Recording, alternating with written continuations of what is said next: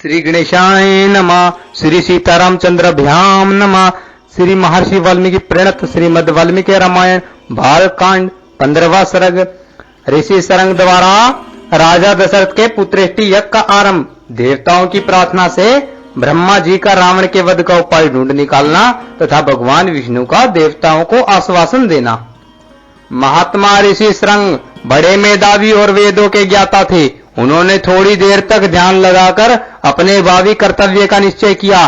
फिर ध्यान से विरत हो वे राजा से इस प्रकार बोले, महाराज सुने, मैं आपको पुत्र की प्राप्ति कराने के लिए अथर्व वेद के मंत्रों से पुत्रेष्टि नामक यज्ञ कराऊंगा। वेदाक्तो विधि के अनुसार अनुष्ठान करने पर यह यज्ञ अवश्य सफल होगा। यह कहकर उन तेजस्वी ऋषि ने पुत्र प्राप्ति के उद्देश्य से पुत्रेष्टि नामक यज्ञ आरंभ किया तथा श्रोता विधि के अनुसार अग्नि में आहुति डाली। तब देवता सिद्ध गांधर्व और महर्षिगण विधि के अनुसार अपना अपना भाग ग्रहण करने के लिए उस यज्ञ में एकत्र हुए।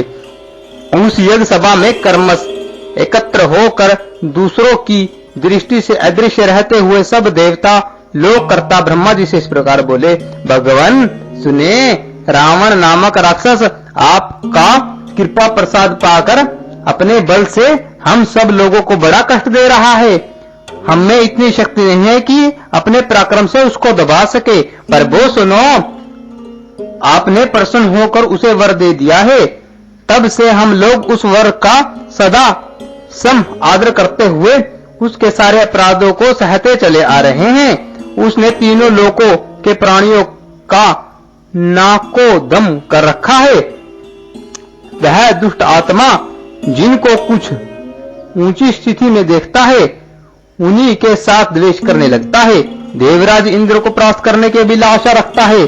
अपने वरदान से आपके वरदान से मोहित होकर वह इतना उद्दंड हो गया है कि ऋषियों, यक्षों, गंधर्वों, असुरों तथा ब्राह्मणों को पीड़ा देता है और उनका अपमान करता फिरता है।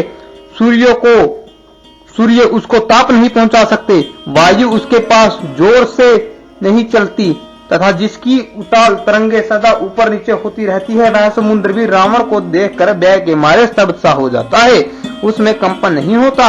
वह राक्षस देखने में बड़ा भयंकर है। उससे हमें महान जय प्राप्त हो रहा है। अंत भगवान सुने, उसके वध के लिए आपको कोई न कोई उपाय अवश्य करना चाहिए। समस्त देवताओं के ऐसा कहने पर ब्रह्मा जी कुछ सोचकर बोले, देवताओं सुनो, लो, उस दुरात्मा के वध का उपाय मेरी समझ में आ गया है।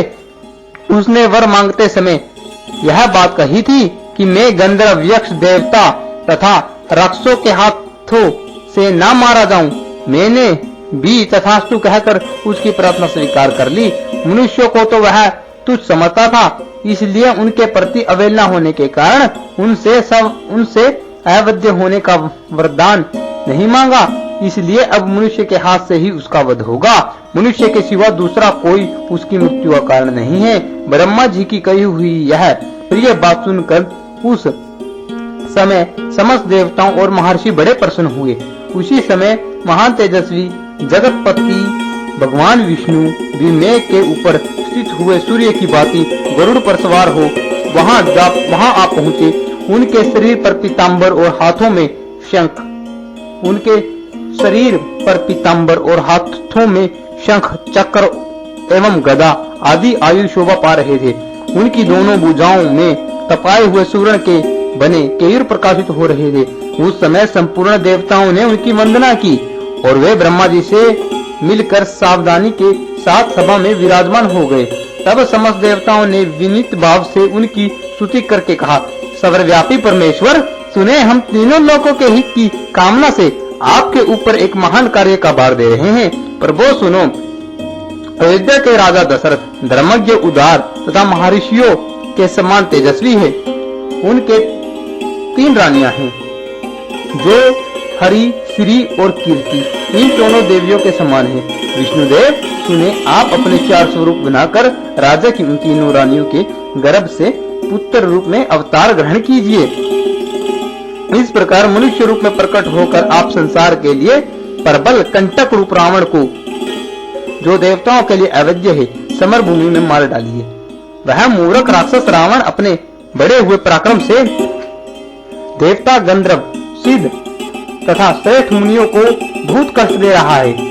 उस रौद्र निशाचर ने ऋषियों को तथा नंदन वन में क्रीड़ा करने वाले गंधर्वों और अप्सराओं को भी स्वर्ग से भूमि पर गिरा दिया है।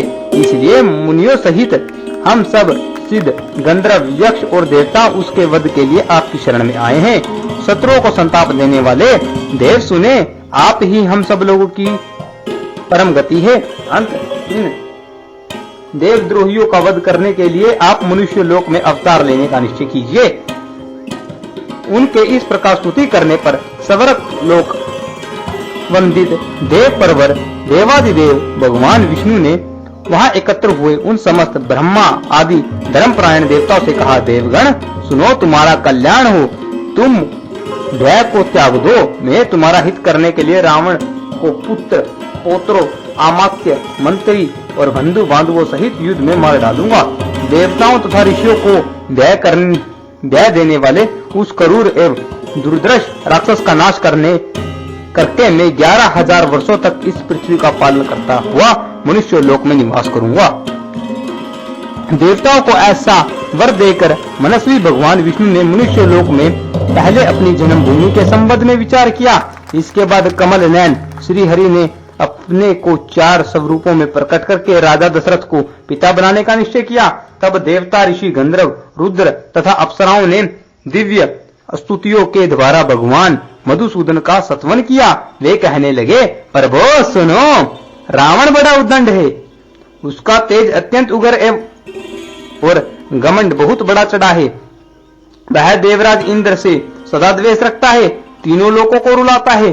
साधुओं और तपस्वी जनों के लिए तो वह बहुत बड़ा कंटक है। अंत तापसों को भय देने वाले उस भयानक राक्षस की आप जड़ उखाड़ डालिए। उपेंद्र सुने, सारे जगत को रुलाने वाले उस उग्र पराक्रमी रावण को सेना और बंधु बांधवों सहित नष्ट करके अपनी स्वाभाविक निश्चिंतता के साथ अपने ही द्वारा सुरक्षित उस चिरंतन वैकुंठ धाम में आ जाइए, जिसे राग, द्वेष आदि दोषों का कलुष कभी छू नहीं पाता है। इस प्रकार श्री वाल्मीकि निर्मित आर्ष रामायण आदि काव्य के बाल कांड में 15वां सर्ग पूरा हुआ।